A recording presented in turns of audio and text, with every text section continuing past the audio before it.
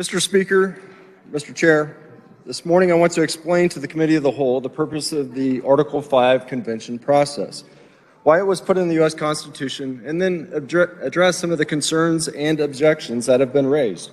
Because I think there's a fundamental misunderstanding of how the Article 5 process works, and the limitations that actually do exist in both the Constitution and from the history of practice in this country on how an Article 5 convention would actually take place. First and most fundamentally, this piece of legislation is not about a particular set of policy positions. This legislation is not about Republican nor Democrat. This legislation is not about conservative or liberal. What this legislation is about is a much more fundamental question than what is our policy. It's about the question of who decides what that policy should be, and our founders would have said that was really the ultimate question. And according to our Constitution, it is we the people who decide. And in order to secure that, in order to secure those rights of the people, the founders divided power within our government. First, they divided it between the branches of the federal government, then the legislative, executive, and judiciary branches, such that each of those branches would have an incentive to take power away from the rest, so that each of those branches would check the others. In James Madison's words, such that ambition would counteract ambition. And according to James Madison, it is those checks and balances that help secure our rights. Bills of rights are parchment barriers ultimately. On paper, Venezuela has a great Bill of Rights, along with their constitution. The former Soviet Union had one too, which promised every right under the sun. And yet none of that means anything without the meaningful checks and balances in the system, in our Constitution. And that's exactly what this legislation is about today. The founders not only checked the power between the branches of the federal government, they checked power by balancing it between the federal government and the state governments. And sadly, that balance of power, which we call federalism, has been largely asleep in America for the last 50 years. The states have not exercised a meaningful check on the federal government. The states have not pushed back against federal overreaches of power. And the net result is we have a federal government that is much too large here today. And that's just not my opinion, it's the opinion of the majority of the American people. Over 70% of the American people believe that the federal government is too large and does too much. It also holds true regardless of whether they are Republican or Democrat and whether they live here in Kansas or on the East or West Coast.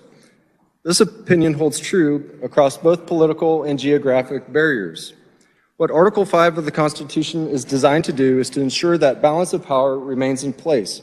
Article 5 gives Congress the ability to propose amendments. 2/3 of Congress can propose amendments to our Constitution, but it also gives 2/3 of the states the same ability to propose amendments to our Constitution as well. Our founders recognized when they were drafting the Constitution that Congress cannot be the only governmental body that's allowed to propose amendments. If so, we're never going to get amendments that are going to restrain the power of the federal government. If Congress becomes the problem, who are you going to go to solve the problem if Congress has the only ability to propose the amendments? That's what this provision was designed to do in the Constitution, and that's what this legislation is about here before you today. It's about having the states step up and say that we are no longer going to be treated as a regional agency of the federal government, and we are actually going to push back on the overreach of the government at the federal level. So with that, Mr. Chair, I'd like to go ahead and address some of the objections that were raised in the committee, and by those that keep sending us those emails, mostly from out of state. First and most fundamentally, it's important to recognize the distinction between the Constitutional Convention of 1787 and what is being proposed here today.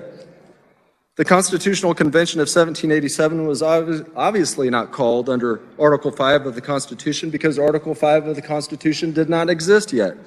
The Constitutional Convention of 1787 was not called under the Articles of Confederation because the Articles of Confederation made no such provision for any such convention. Instead, it was called under the reserved sovereign authority of the states. The states were completely sovereign at the time that our Constitution was adopted. and the Articles of Confederation recognized that they had the power to write a new constitution.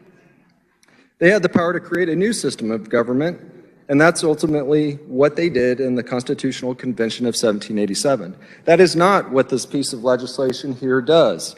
If it did, I highly doubt that myself nor any of the sponsors would be supporting it, and none of the 18 states that have adopted it across the country would have adopted this resolution if that's what it did.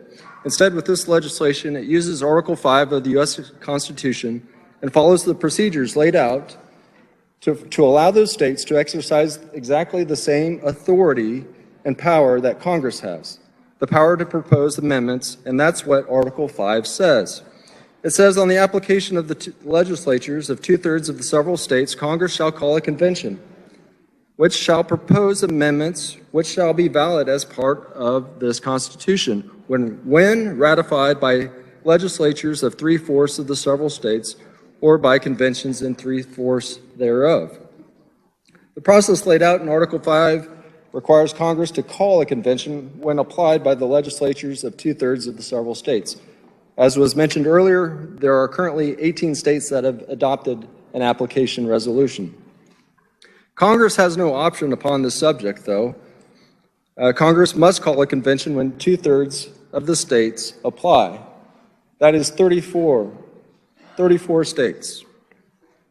So what is the purpose of that convention? Article 5 says that purpose of the convention is to propose amendments, and that's critically important. It's to propose amendments. This convention has no power to ratify amendments. It has no power to rewrite our Constitution. It has exactly the same power that Congress has to propose amendments to our system of government. It has been said that the Convention of States is essentially a glorified drafting committee.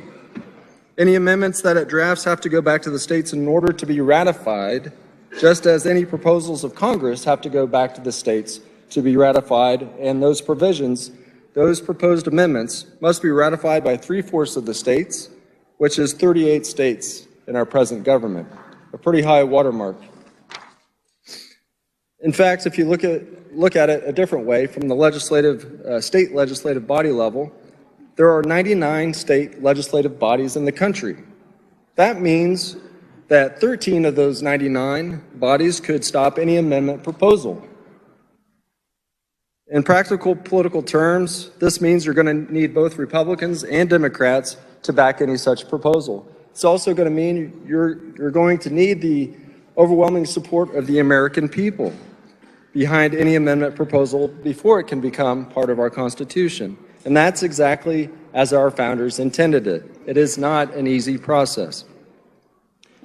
Our founders, they pledged their lives, their fortunes, and their sacred honor to the provision of this country, to the birth of this country, and to the creation of our Constitution. And they did not make it easy to change that Constitution. Now it has been raised on several occasions. Well, this application seems very broad. It says, limit the power and jurisdiction of the federal government.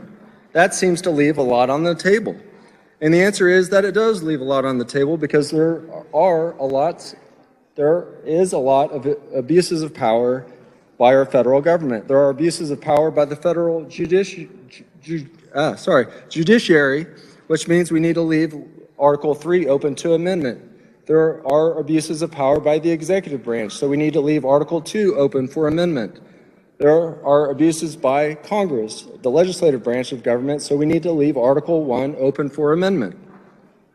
This application is intentionally drafted to allow the states to come together and draft proposals that address all of the overreach of the federal government, to debate and discuss and to come to an agreement on how we can impose structural restraints on the federal government.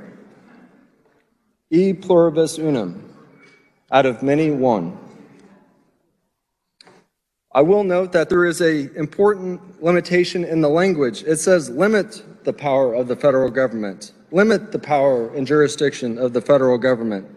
It is a directional limitation, which is absolutely critical.